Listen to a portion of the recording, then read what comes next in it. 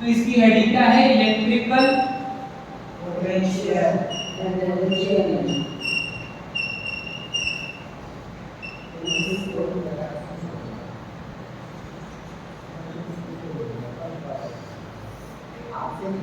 इसको लिखा जाता है यू से, इसको लिखा जाता है यू। अब यहाँ पे ध्यान से सुनना, ये पैदा कहाँ से होता है और इसका फंडामेंटल क्या है, एक बार वो समझ में आया तो फिर उसके बाद डेरिवेशन करना कोई बड़ी बात नहीं है, कोई भी बड़ी बात नहीं है। मेरी बात मान लोगे? Yes sir. मानोगे कि नहीं? यस नहीं माने। चलो अब यहाँ सुनो, मैंने यहाँ पे एक चार्ज Q1 पहले से रखा हुआ है, चार्ज Q1 पहले से रखा हुआ है, तो पोटेंशियल क्या होता है? मेरी बात सुनो, पोटेंशियल एनर्जी क्या होता है? मैं एक दूसरे चार्ज, मान लो पॉजिटिव चार्ज है, सेम चार्ज है, या नेगेटिव नेगेटिव या पॉजिटिव पॉजिटिव, मैं दूसरे चार्ज को इंफिनिटी से लेकर आ रहा हूं इसके करने। जब ये इनफाइनाइट दूर था तब इसका कोई असर इस पे नहीं होता, क्योंकि कोई इलेक्ट्रोस्टैटिक फोर्स ऑफ रिपल्शन नहीं। जैसे जैसे मैं करीब लाते गया फोर्स बढ़ता गया। फोर्स क्या होता है? Q1 Q2 bye r², Q1 Q2 bye r²। मान लो यहाँ पे मैं Q2 लाके रख दूं, यहाँ पे Q2 लाके रख दूं। अब अगर आप ध्यान से सुनो, मुझे उठा के यहाँ पे रखना है, यहाँ से मेरे को मान लो ये आपका लाइन जॉइनिंग का चार्जेस है, ठीक है, ये डिस्टेंस क्या है? मान लो मुझे ये Q2 यहाँ से लाके उठा के यहाँ पे, ये नया डिस्टेंस में आया। जब ये यहाँ पर ध्यान से सुनना, जब Q2 यहाँ पे था तब क्या इसको इलेक्ट्रोस्टैटिक फोर्स ऑफ रिपल्शन लग रहा था Q1 से, जो इसको दूर भगाने की कोशिश करता है। आपको उस फोर्स के अगेंस्ट वर्क करना पड़ा, आपको उस फोर्स के अगेंस्ट वर्क करना पड़ा। ये इसको अपने नजदीक लाने देना नहीं चाहता, इसके लिए ये इलेक्ट्रिक फील्ड इंटेंसिटी का इस्तेमाल कर रहा है, इसको दूर भगाने के लिए फोर्स ऑफ रिपल्शन लगा रहा है, पर फिर भी ये आगे आ रहा है। मतलब क्या, मुझे वर्क करना पड़ा इसको यहाँ से यहाँ ढकेलने में। जो मैं वर्क करता हूँ, क्योंकि इलेक्ट्रोस्टैटिक फोर्स रिपल्शन हो या अट्रैक्शन हो, इलेक्ट्रोस्टैटिक फोर्स एक कंजर्वेटिव फोर्स है। इलेक्ट्रोस्टैटिक फोर्स एक कंजर्वेटिव फोर्स मतलब ऐसा फोर्स जिसका वर्क डन पाथ पे डिपेंड नहीं करता। आप किसी भी पाथ से लेकर आओ एक पॉइंट से दूसरे पॉइंट तक, work done by that force will be same. ऐसे फोर्सेस को कंजर्वेटिव फोर्स कहा जाता है। Work done is independent of the path taken, is a conservative force. Gravitational एक कंजर्वेटिव फोर्स है, इसीलिए ग्रेविटेशन का पोटेंशियल एनर्जी mgh आता है। फ्रिक्शन कोई कंजर्वेटिव फोर्स, इसीलिए वहां पे पोटेंशियल एनर्जी की कोई डिस्कशन नहीं। वो एक बेकार फोर्स है, जो वर्क करोगे वो उड़ा देगा हीट के फॉर्म में। फ्रिक्शन होता तो हीट पैदा होता, तो उसमें वर्क निकल गया, इसमें कोई हीट पैदा नहीं होता। ये जो मैं वर्क कर रहा हूं तो जा कहां रहा है? वो स्टोर कर रहा है in the form of potential. इसी को पोटेंशियल एनर्जी। मतलब जो वर्क लगा होगा यहां से यहां लाने में, वही आपका potential energy of the system. Actually में क्या होता है? देखो एक्चुअली में क्या होता है, work done from bringing a charge from infinite to a given place. ध्यान से सुनो, पोटेंशियल एनर्जी U क्या है? Work done to bring the charge, work done to bring the charge from infinity, मैं लिखूंगा जब from infinity to a given position is potential energy। अब सुनो, यहाँ पे सुनो, मैं एक चार्ज को यहाँ से यहाँ लाया, इंफिनिटी से, ये वाला इंफिनिटी, ये क्या है? इंफिनिटी से R1 पे लाया तो एक पोटेंशियल लगा होगा, फिर इंफिनिटी पे जाके R2 पे लाया तो एक पोटेंशियल लगा होगा, तो क्या क्या potential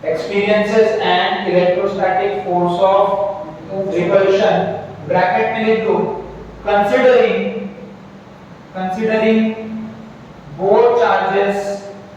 considering both charges have same type अब second point लिखो considering both charges have same type second point to again decrease the distance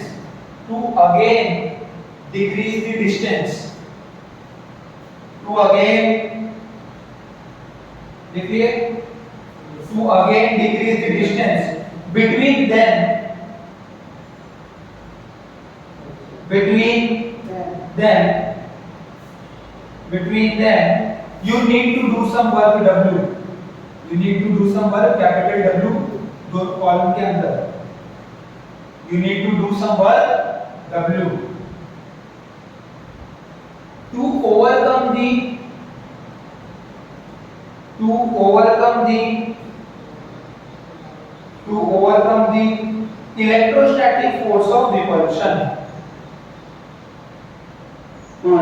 the electrostatic force of repulsion देखिए इतना अब लास्ट पॉइंट लिख लो लास्ट पॉइंट है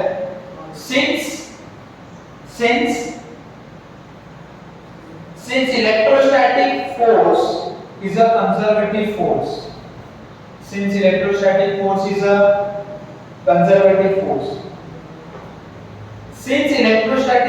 is a conservative force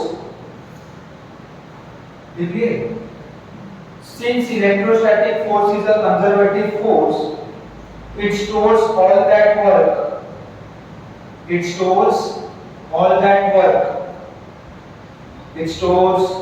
all that work in form of potential energy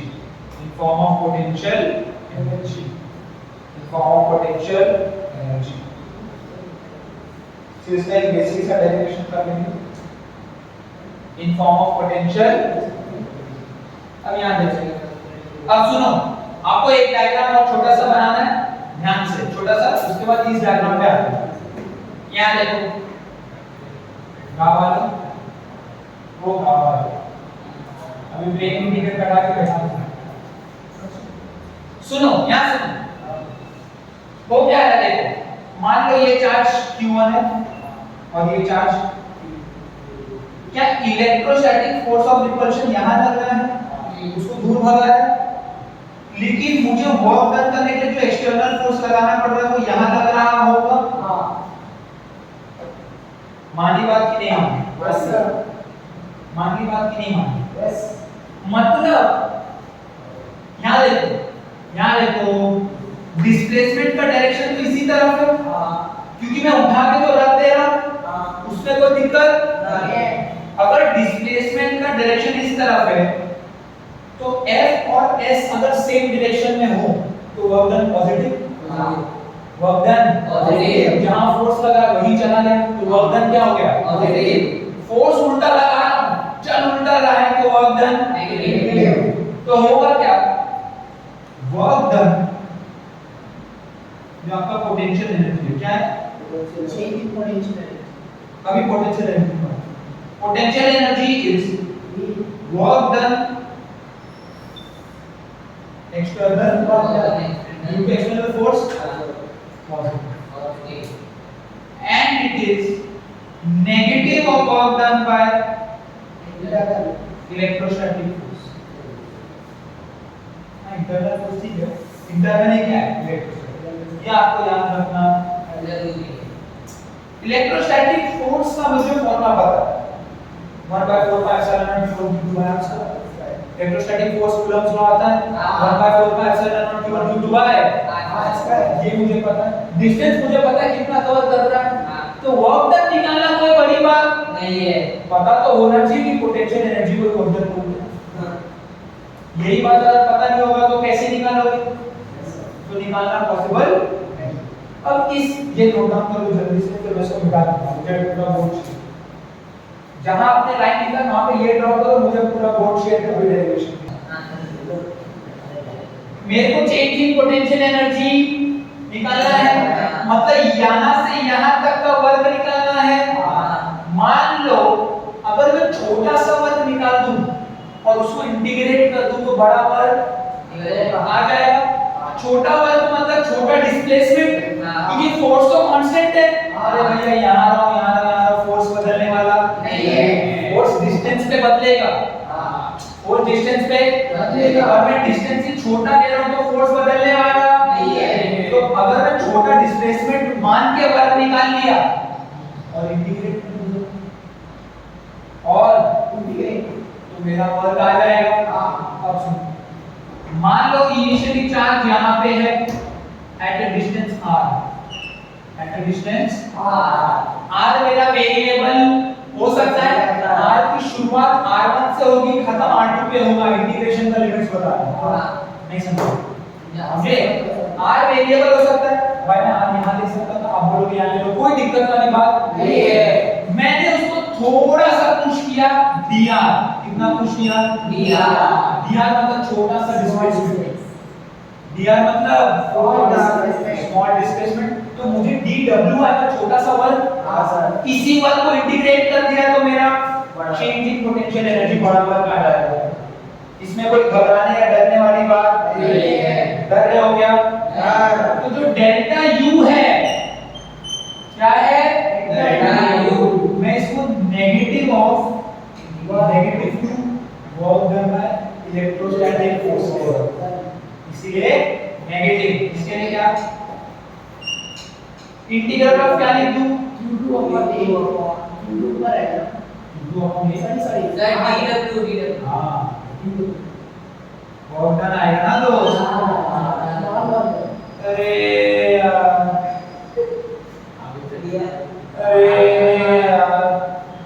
आना बोल, अब ये तो डाउट नहीं है ना? ये कहां से आया? अरे छोटा सा वर्ग का इंटीग्रेशन कर रहा हूं। सुनो वर्ग क्या होता है? Force into displacement. Force into displacement, तो force due to electrostatic force vector है। हां इस क्या है? डॉट प्रोडक्ट में आगे cos थीटा आएगा, भूलना मत। आना बोलिए s डॉट ds पर यहां पे r होगा।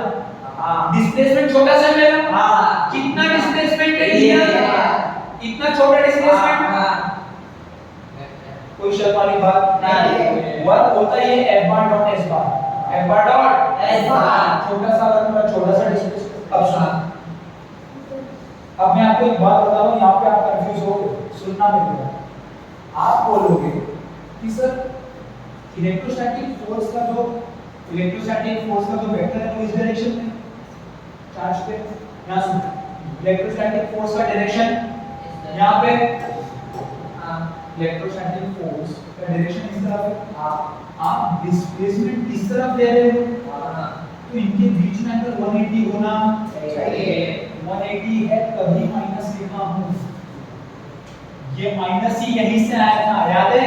फोर्स और डिस्प्लेसमेंट उल्टी डायरेक्शन में, वापस से माइनस नहीं लिखना। अगर फिर यहाँ पे माइनस लगा दिए तो प्रॉब्लम हो जाएगा, मतलब आपने वर्ग को पॉजिटिव बना दिया, वो पॉजिटिव नहीं नेगेटिव कर दो, वो क्या है? नेगेटिव। तो यहाँ पे भले ही थीटा क्या हो और cos 180 माइनस 1, पर आपको थीटा क्या मानना है? 0, क्योंकि आप नेगेटिव ऑलरेडी ले लिए। अगर मैं ये ना लिखूं, मैं छोटा सा वाक्य इंटीग्रेट कर दूं, तब थीटा 180 लेना वाजिब है। अरे ये नेगेटिव ही आया था क्योंकि मैं पहले से मुझे पता है कि थीटा 180 है, तो उसको मान के ही मैं नेगेटिव चल रहा हूं, तो वापस से नेगेटिव लेना समझे? वापस से नेगेटिव लेंगे तो नेगेटिव पॉजिटिव जो गलत होगा, तो गलत काम करना नहीं। तो यह ध्यान रखिए, negative integral of electrostatic force क्या है? 1/4 पाई q1 q2 अपॉन r ऐसा मत बोल रहा हूं मैं, स्क्वायर से लेके और स्क्वायर। सुनो, ये क्लियर है? हां सर।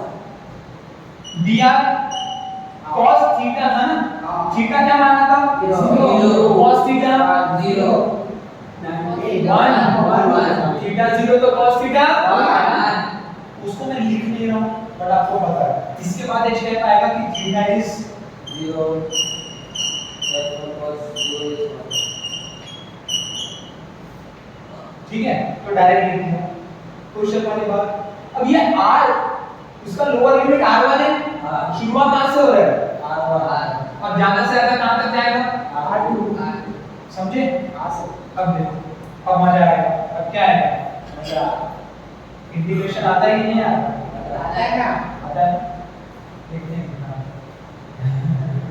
आया करने वाली कोई बात नहीं। बेसिक दिया था आज का इंटीग्रल तो हम निकाल ही सकते हैं। हाँ सर। कोई बड़ी बात नहीं। तो नेगेटिव बाहर रहेगा।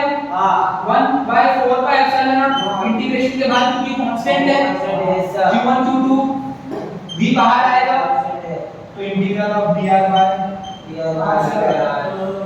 कोई दिक्कत वाली बात नहीं। ये क्या होता है? -1 बाय r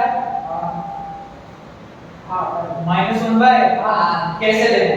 ये ऊपर जाएगा तो r की पावर -2। इंटीग्रेशन में पावर रूल क्या कहता है? पावर में एक ऐड करो उसी को डिनोमिनेटर में भी लिखो। -2 में एक ऐड करो तो -1 तो r की पावर -1 डिनोमिनेटर में भी -1 r की पावर -1 1 बाय r होता है और डिनोमिनेटर में -1 है तो -1 बाय r। इतना मैथ्स दिमाग में हो रहा है, ये भी लिखने की कोई जरूरत नहीं है। इंटीग्रेशन में यहाँ पे अभी नहीं पढ़ा हो। 1 dr बाय r का इंटीग्रेशन -1 बाय r समझा दिया मैंने बोला। अब देखो -1/4 पाई एप्सिलॉन नॉट ये 1 की जगह मैं क्या लिख दूं? इसका लिमिट क्या है r1 से R2 बोर हो रहे हो क्या? नहीं। थोड़ा अच्छा रिस्पांस दो। r1 से R2 अब देखो ये -1 बाय फ्रॉम r1 से R2 कोई शक वाली बात नहीं। ये नेगेटिव नेगेटिव पॉजिटिव हाँ ये नेगेटिव नेगेटिव पॉजिटिव यानी कि जो आपका डेल्टा u आया हाँ ये पॉजिटिव हो गया। हाँ q1 q2 divided by 4 by epsilon naught और multiply हो जाएगा। अब देखो यहाँ पे पहले upper limit minus lower limit आता है। Upper limit minus lower limit तो अपर लिमिट r2 है 1 by r2 minus 1 bye r1 ये है आपका चेंज इन पोटेंशियल एनर्जी। मतलब इस चार्ज को यहाँ से ध्यान से लास्ट टाइम बोला इस चार्ज को यहाँ से उठाकर यहाँ लाने में इतना वर्क लगा। इतना वर्क लगा। कोई डिफिकल्ट बात बताई नहीं। नहीं बता। आपको फोर्स पहले से पता है। हाँ। आपको डिस्प्लेसमेंट छोटा सा मान लेना है हाँ। और खाली उसको इंटीग्रेट करना है और लिमिट लगाना है r1 से r2। ये कोई नई बात बताई नहीं। वर्क फोर्स इनटू डिस्प्लेसमेंट आप पहले से जानते हो। फोर्स है 1/4 pi epsilon naught q1 q2 by r सब पहले से जानते हो। ये सब पहले से पता था, इस फॉर्म में नहीं पता था जो मैंने आज आपके सामने रखा है। तो कोई नई बात में करानी पुरानी ही बात है। आपको सब इंडिविजुअली पता है, मैंने जोड़ के लिखाया। ये याद रहना चाहिए। ये इसका मतलब क्या है? Work done to bring q2 from r1 to r2। कितना वर्क q1 दिया रहेगा, q2 दिया रहेगा, 4 पाई एप्सिलॉन नॉट की वैल्यू पता है, r1 और r2 दिया रहेगा कि कहां से कहां उठा के लाएंगे तो आप वर्क डन निकाल सकते हैं। epsilon naught दिया नहीं नोट में चेक करो। अरे 1/4 पाई एप्सिलॉन नॉट 9 into 10 की पावर 9 होता है ना। 1/4 पाई एप्सिलॉन तो ऑलरेडी पता है, q1 q2 पता ही होगा आपको और एप्सिलॉन नॉट की वैल्यू दी है 10 की पावर -2 है 8 पॉइंट समथिंग। 8 पॉइंट क्या है? 9 नहीं नीचे एप्सिलॉन नॉट की वैल्यू 8.85 to 10 की power -2 8.85 to 10 raised to the power -2 है। हाँ। पता है पर वो अलग यहाँ सुनो वो अलग से रटने की जरूरत नहीं। 1/4 पाई एप्सिलॉन नॉट की ऑलरेडी पता चुका। हाँ। अब एप्सिलॉन नॉट रखोगे फिर पाई डालोगे तो उसमें कुछ हो जाएगा, उसी करने की जरूरत ही नहीं है। 9 into 10 की पावर 9 ऑलरेडी है तो ये याद करने में भी आसान है। तो ये आपका याद है। अभी ये डेरिवेशन आधा ही हुआ बट हाँ यहाँ तक हम रुक सकते हैं कि इतना वर्क किया होगा हमने। आना बोल यार। Yes, sir. कोई शक वाली बात? No, sir. अच्छा एक बस इतना बोल रहा हूँ यहाँ सुन, बस इतना भर देता हूँ क्योंकि यहाँ तक आएगा। एक बात, ये change in potential energy, change in potential energy मतलब Q2 को R1 से R2 में लगने वाला वर्क। पोटेंशियल एनर्जी होता है Q2 को इंफिनिटी से R2 में लाने वाला वर्क। नहीं समझे? यहाँ सुन, चेंज इन पोटेंशियल एनर्जी ना ये, एक्चुअली पोटेंशियल एनर्जी क्या होता है? इंफिनिटी से यहाँ तक लाने वाला वर्क। उसका मैंने एक केस मान लिया। मतलब जो U होता है, U क्या होता है? Potential energy. ये क्या होता है? Work done to bring the charge from infinity to R2. ये है। तो अगर मैं इसी में अब मान लो इनिशियली मैं इंफिनिटी पे खड़ा हूं और फाइनली मैं R2 पे खड़ा हूं, तो अगर मैं इंफिनिटी से R2 तक का वर्क निकालूं तो मुझे पोटेंशियल एनर्जी मिल जाएगा। चेंज तो ठीक है, तो है ही, मुझे potential energy of the system चाहिए। तो यहाँ अगर आप इनिशियली इंफिनिटी पे खड़े हो, इनिशियली कहां खड़े हो? Infinity. यहाँ पे आपका R1 इनफाइनाइट है। R1 क्या है? आप इनिशियली R1 कितना है? इनफाइनाइट। अब यहाँ सुनो, उसके बाद आप R2 पे आए, उसके बाद कहाँ पे आए? मान लो इनफाइनाइट से R तक आना है, इनफाइनाइट से तो आप इनफाइनाइट से चले और कहाँ तक आए? R तक। मान लो आपका फाइनल पोजीशन R डिस्टेंस की दूरी पर है। कितने डिस्टेंस की दूरी पर है? इंफिनिटी से R तक चल गया। तो आपने जो वर्क, तो आपका जब इंफिनिटी थे, जब आप इंफिनिटी पे थे तो क्या पोटेंशियल एनर्जी जीरो था? क्योंकि तब कोई वर्क करना पड़ नहीं था, भाई इनफाइनाइट दूर है, तो उसका कोई इलेक्ट्रिक फील्ड का असर वहां पे पहुंचेगा ही नहीं, तो वहां पे पोटेंशियल एनर्जी जीरो। और जब आप मान लो फाइनल आए तो आपने U पोटेंशियल एनर्जी गेन कर लिया। क्या कर लिया? U पोटेंशियल एनर्जी गेन करके जब आप रेडियस R या डिस्टेंस R पे आ गए तब। अब देखो बस इसी फॉर्मूले में डाल दो। डेल्टा क्या होता है? Final minus initial. Final U है, माइनस इनिशियल जीरो है, तो वो लिखने वाला Q1 Q2 by 4 by 1 by R2 R R1 infinity है, 1 by इंफिनिटी जीरो, तो ये पूरा टर्म जीरो, तो सिर्फ बचा 1 by R2 हो गया। ये बता क्या है? ध्यान से कंप्लीट है। ये बता रहा है कि अगर आपने चार्ज Q1 यहाँ रख दिया और आपने R डिस्टेंस पे चार्ज Q2 रख दिया, तो इस सिस्टम का potential energy Q1 Q2 by 4 आया। मतलब जब मैं Q2 को इनफाइनाइट से लेकर R तक लाके रखा तो इतना वर्क करना पड़ा, इतना वर्क करना पड़ा। वो वर्क स्टोर कर लिया क्योंकि इलेक्ट्रोस्टैटिक एक कंजर्वेटिव फोर्स है in the form of potential energy. ये लाइन याद होनी चाहिए। हम कर क्या है? वर्क करते हैं। ये तो है क्या? वर्क। इनफाइनाइट से R डिस्टेंस को, इनफाइनाइट से R डिस्टेंस तक Q2 को लाने के लिए कितना वर्क करना पड़ेगा, और वो सब का सब स्टोर हो जाएगा in the form of potential energy. क्या पोटेंशियल एनर्जी की कहानी क्लियर है? कोई भी दिक्कत है? एक पैसे का डाउट है तो पूछ के पता लेके जाना है। लिखा था ना? देखो पोटेंशियल एनर्जी अगर आपको याद हो तो लास्ट लेक्चर में इसको डिटेल में डिस्कस किया था। पोटेंशियल एनर्जी, मान लो एक सिस्टम है, उसमें चार्ज क्या है? Q। चार्ज क्या है? और मैंने Q0 ला के रखा कितने डिस्टेंस पे? R। तो इस सिस्टम का जो पोटेंशियल एनर्जी होगा, देखो पोटेंशियल एनर्जी सिस्टम का होता है, ठीक है? उस सिस्टम में मिनिमम कितने चार्जेस होने चाहिए?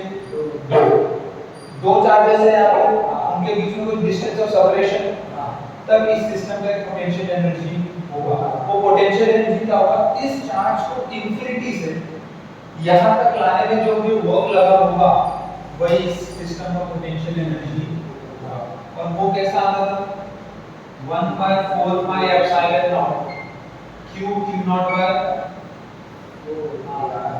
यही फॉर्मूला था, याद है, inversely proportional to r, inversely proportional to r। ये potential energy of a system of 2 point charges. यहाँ पे कितने चार्जेस हैं, 2। हो सकता है कि 2 से ज्यादा हो, n पॉइंट चार्जेस भी हो सकता है। तो हमारा अगला हेडिंग डाली है electric potential energy due to system of n point charges, system of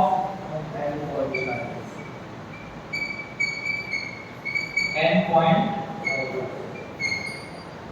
charges. अब यहां पे ध्यान से सुनो, मान लो 2 ऑलरेडी एग्जिस्ट करते थे, q1 और 2 चार्ज ऑलरेडी थे, ठीक है, मान लो इनके बीच का डिस्टेंस r1। अगर आप ध्यान से देखो, मैं तीसरे चार्ज लाने की कोशिश कर रहा हूं, मान लीजिए क्या है, q3। क्या ये चार्ज इसको रिपेल करेगा, ये भी इसको रिपेल करेगा, तो दोनों के रिपल्शन को ऐड करेंगे। अगर सिर्फ ये रिपेल कर रहा होता और ये नहीं होता, ये नहीं होता, सिर्फ ये इसको रिपेल कर रहा है, तो मैं पोटेंशियल एनर्जी निकाल सकता था, q1 q3 अपॉन r13 बोल देता हूं। ये डिस्टेंस क्या है, 1 और 3 के बीच का डिस्टेंस, इस डिस्टेंस को क्या बोल देता। अगर ये नहीं होता, यहां सुनो, ये नहीं होता, सिर्फ ये 2 होता, तो मैं इसको लाता और यहां पे क्या लिख देता, q1 q3 अपॉन r13। अगर सिर्फ ये होता, ये नहीं होता, तो मैं यहां पे क्या लिखता, q2 q3 upon r23। Clear है, ये दोनों है क्या, दोनों ही उसको रिपेल करेंगे। क्या मुझे ज्यादा वर्क लगाना पड़ेगा, क्या पोटेंशियल एनर्जी फिर ज्यादा हो जाएगी, तो बेसिकली इन दोनों का समेशन हो जाएगा, इन दोनों का समेशन हो जाएगा। तो जो नया पोटेंशियल एनर्जी आएगा उसमें आपको कुछ नहीं करना है, 1/4 pi epsilon naught आप कॉमन ले लो। देखो यहाँ पे k भी आएगा, k आएगा डायरेक्टली कांस्टेंट। मान रहा हूं मैं ये सब वैक्यूम में चल रहा है, इसलिए k1 लेके चल रहा हूं। अगर उसमें कोई मीडियम दिया तो k भी आएगा। अब देखो 1/4 pi epsilon naught ऐसे भी रख दिया। अब इस सिस्टम का पोटेंशियल एनर्जी निकालना है, इस सिस्टम का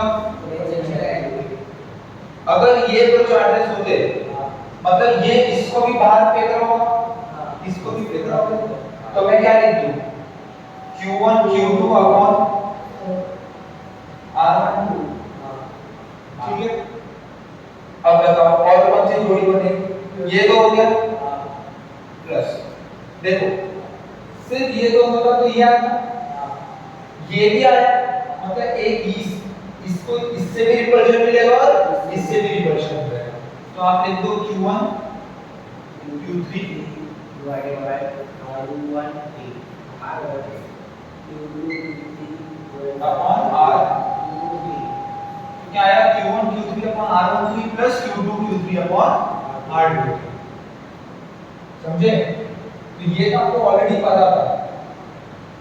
एक चार्ज और आने से 2 फोर्सेस बढ़ गए, क्योंकि 2 अब इसको रिपेल कर रहे हैं, 2 के रिपल्शन के अगेंस्ट वर्क करना पड़ेगा, इसके भी और इसके भी ज्यादा वर्क करना पड़ेगा, मतलब पोटेंशियल एनर्जी भी ज्यादा होगा।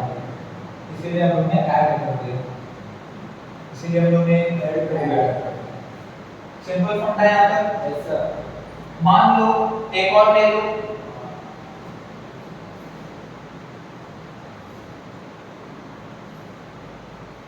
मान लो ये चार्ज q1 है, ये चार्ज q2 है, ये चार्ज q3 है और ये चार्ज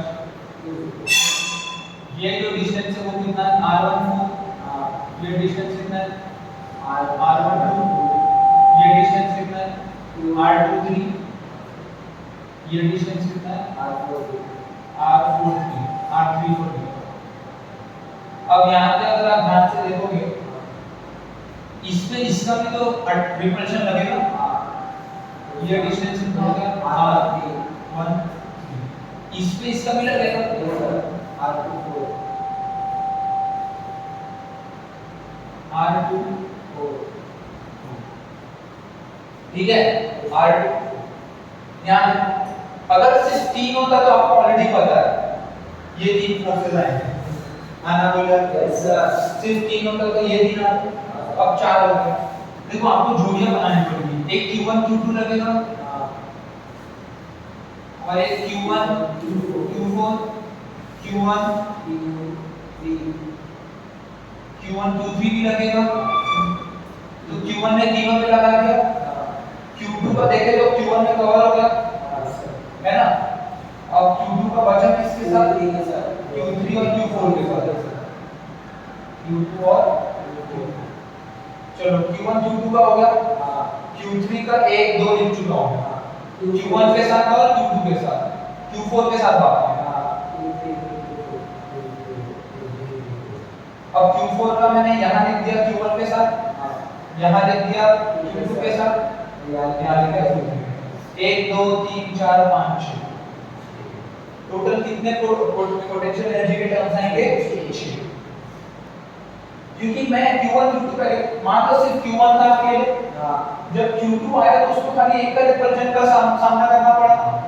अब q1 q2 दोनों है, मान लो q3 आया तो वो q1 से भी रिपेल होगा q2 से भी रिपेल होगा।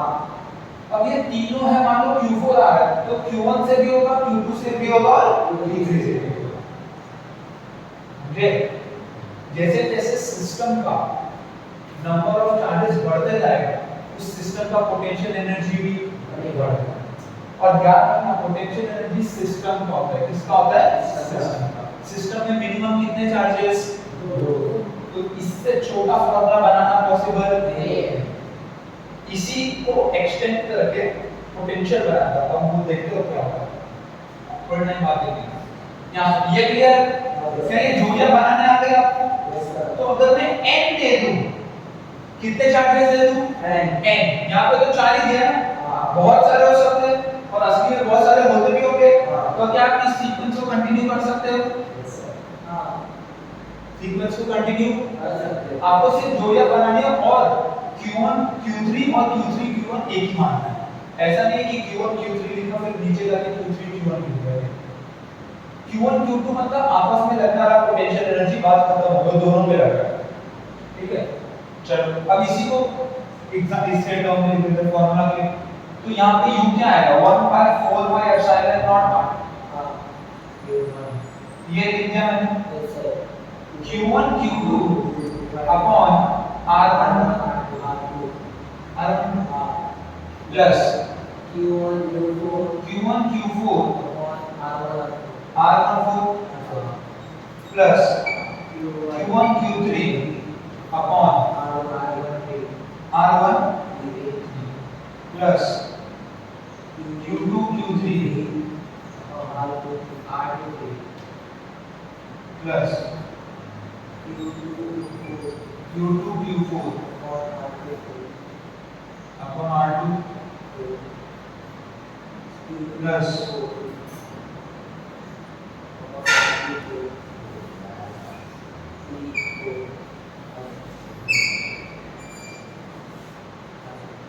ठीक है। ये आपका पोटेंशियल एनर्जी है, ये आपका क्या है इसका एक लास्ट बात सुन लो, इसका ऐसा यूनिट क्या होगा, एनर्जी है तो क्या होगा ऑब्वियसली वर्क से आ रहा है, हम लोग वर्क कर रहे हैं, वर्क का यूनिट क्या होता है जूल, और मैं वर्क को ही पोटेंशियल एनर्जी के बराबर मान सकता हूं। तो उसका भी एनर्जी वैसे भी जूल है, वर्क और एनर्जी का सेम है। चलो यहाँ पे आपकी पोटेंशियल एनर्जी की पूरी कहानी